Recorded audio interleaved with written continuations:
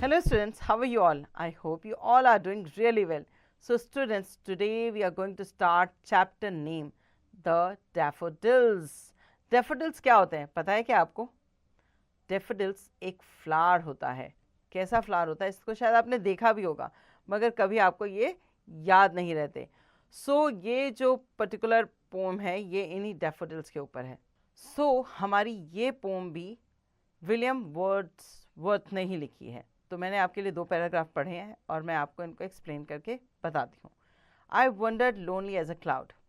सो मैं भटकना चाहता हूँ, अकेला भटकना चाहता हूँ इस खुले आसमान में, एक किसकी तरह? क्लाउड की तरह. ठीक है.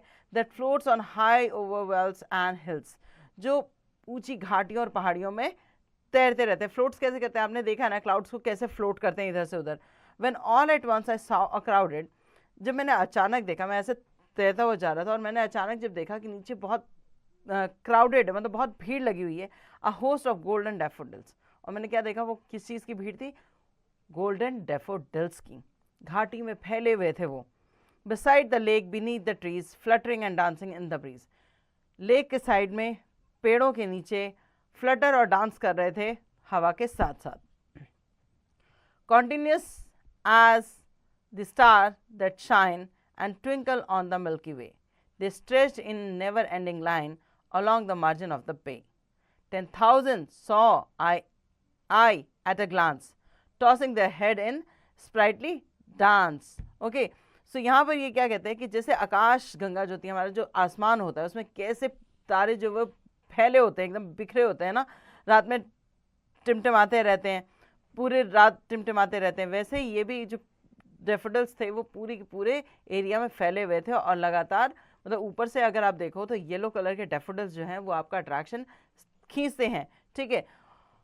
They stretch in never ending lines, इतनी ज़्यादा फैले हुए थे कि ऐसा लग रहा था जैसे ये ख़त्म ही नहीं होंगे. Along the margin of the bay की जो मार्जिन थी उसके किनारे किनारे फैले हुए थे.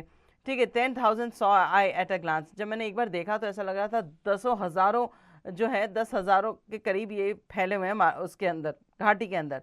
Tossing their head in sprightly dance, और ये सारे के सारे अपना हेड जो है इधर से उधर हवा के साथ घुमाते हुए डांस कर रहे हैं. आगे चलते हैं. आगे इन्होंने लिखा है the waves beside them dance but they outdid the sparkling waves in glee. A poet could not but be gay in such a jocund company. I gazed and gazed, but little thought what wealth the show to me had brought. So यहाँ पर जो poet है वो क्या कहना चाहता है? The wave beside them dance but they outdid the sparkling waves in Glee.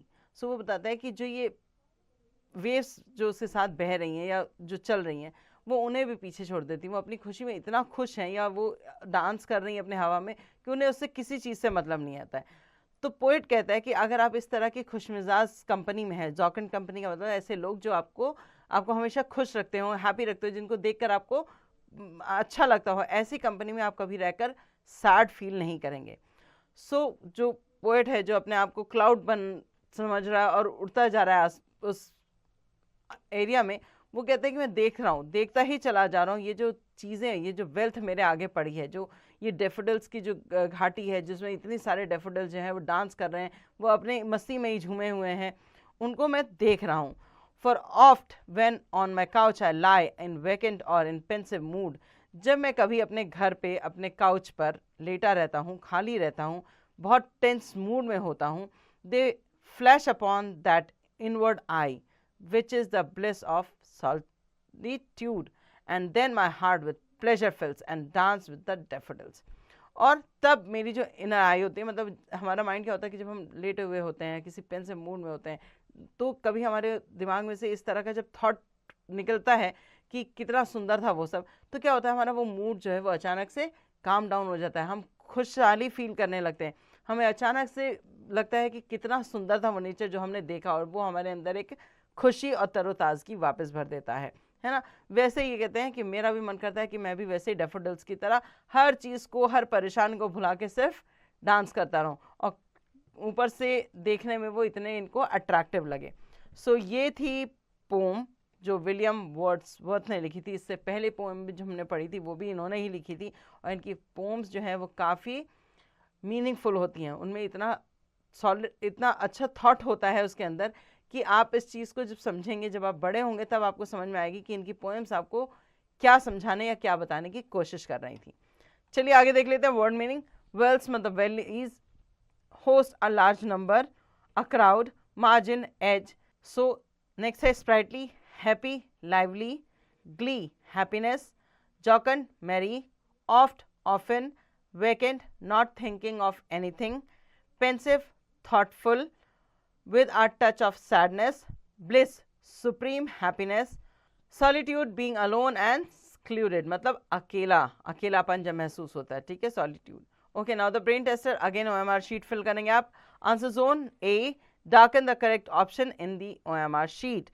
Number 1, how does the poet describe his solitude? So describe कैसे किया था poet ने अपना सॉलिट्यूड? As a cloud. कैसे? एज अ क्लाउड, वो एक single cloud की तरह आसमान में घूमना चाहते थे। ओके, नाउ बाकी के आप स्टेटमेंट रीड करेंगे और उसके आंसर फाइंड आउट करके यहाँ OMR शीट पे मार्क करेंगे। Now B, fill in the blanks with the help of words given in the help box. Stars, wave, cloud, 10,000 and pleasure. Number 1, the poet wandered lonely as a cloud. Okay, now read the rest of the sentence and fill with a suitable answer. C, write T for true and F for false. Number 1, the daffodils were beside a lake. So daffodils जो थे वो क्या lakes के beside में थे? यहाँ हमने जब पढ़ा था तो ये statement बिल्कुल true है। So हम इसमें T mark करेंगे and read the rest of the statement and find out whether they are true or false. Match the following. Lonely as a cloud. Okay, beside the lake. ये आपको sentence जो है ये pome के जो lines हैं उनसे ही देखकर इसको कंप्लीट करना है। Okay, now make sentences. Lonely, daffodils, breeze, thousand, solitude, इनसे रिलेटेड आपको एक सेंटेंस बनाना है। ओके, नेक्स्ट है complete the word. Number 1 is lonely, number 2 is daffodil. Now fill the rest of the words. Answer the following question. Number 1, how does the poet describe his state of wandering? So poet ने कैसे describe किया था अपना state of wondering? उसने किया था कि हम वो चाहते थे कि वो अकेले, I wandered lonely as a cloud. So how he described his wandering? Lonely as a cloud. Okay, now read the rest of the sentence questions and find out their answers.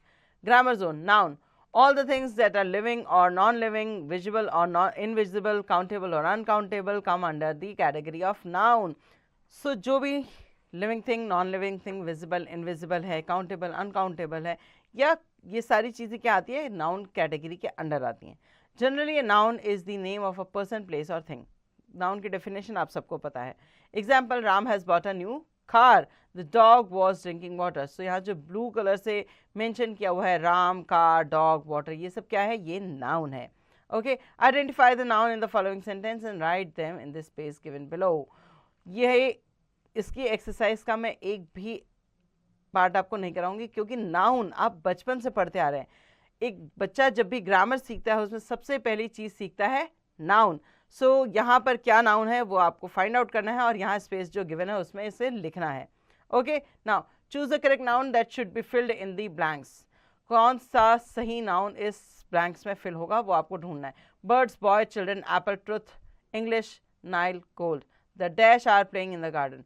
who are playing in the garden? So the children are playing in the garden, है ना? तो यहाँ पर हम क्या fill करेंगे? children.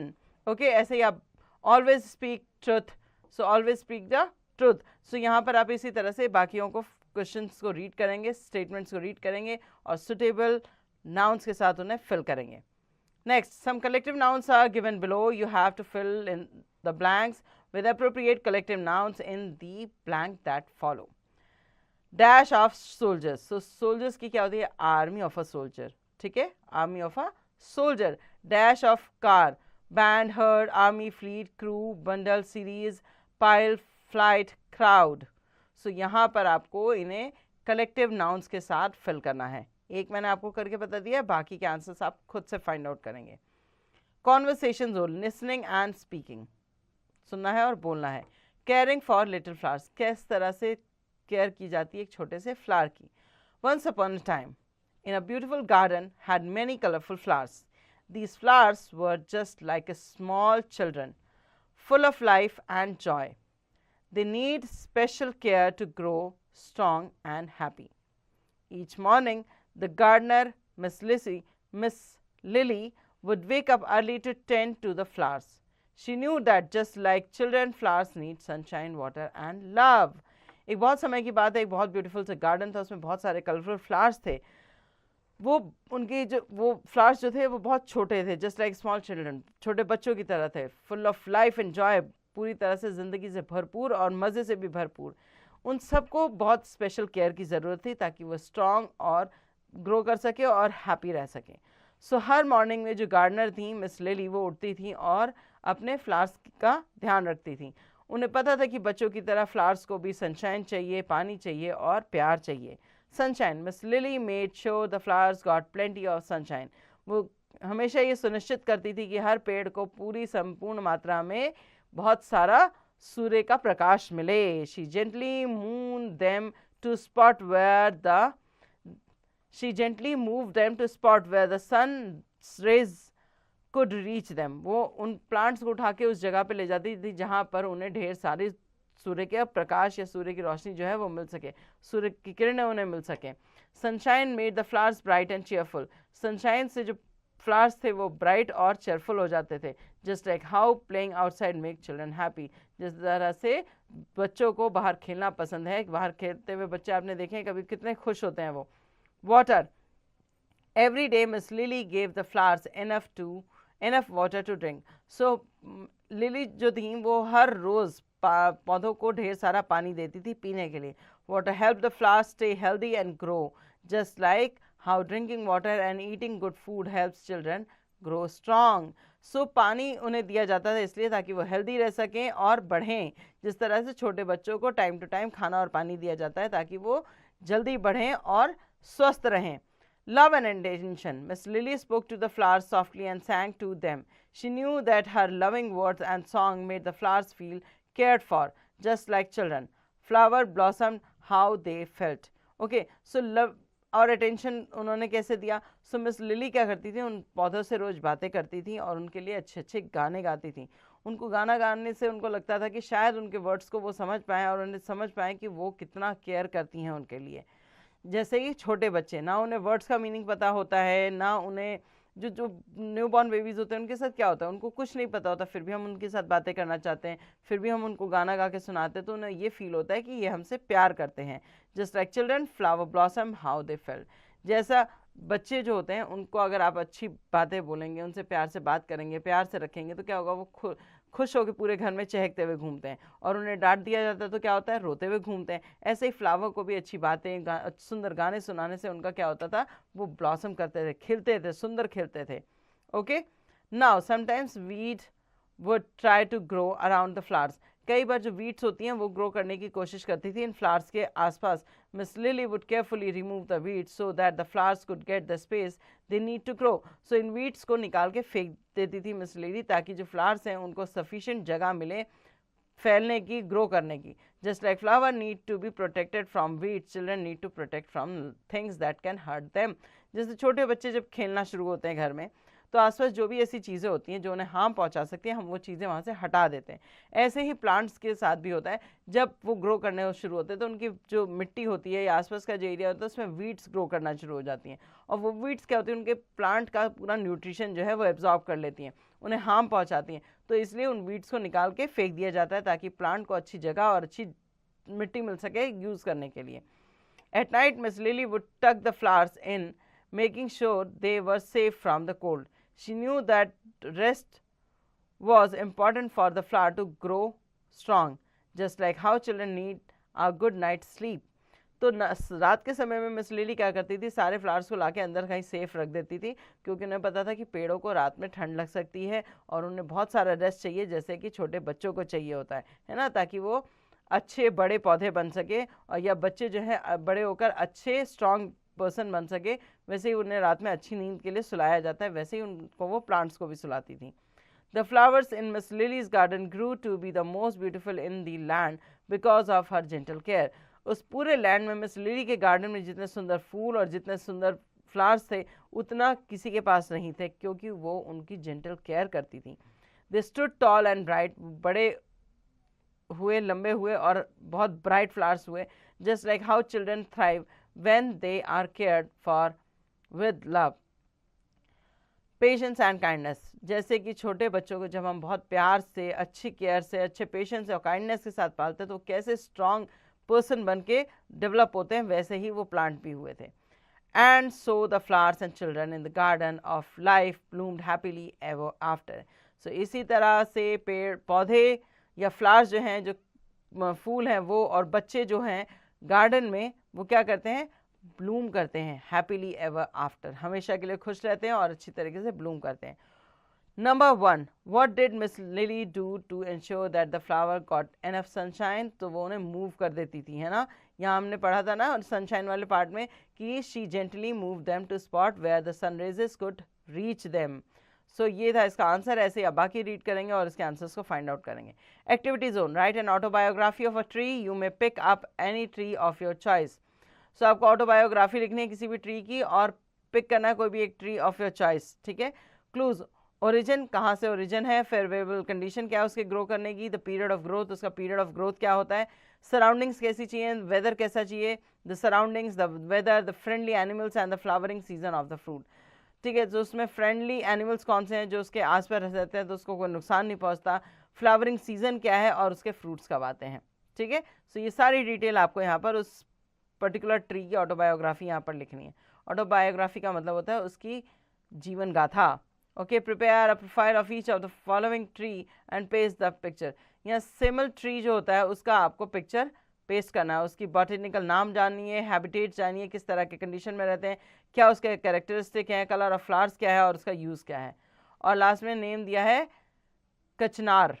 कचनार बॉटिकल name क्या है इसका, बॉटेनिकल नेम, हैबिटेट क्या है, कैरेक्टरिस्टिक क्या है, कलर ऑफ फ्लावर्स क्या है और यूजेस क्या है, और उनकी एक एक पिक्चर भी यहाँ आपको चिपकानी है।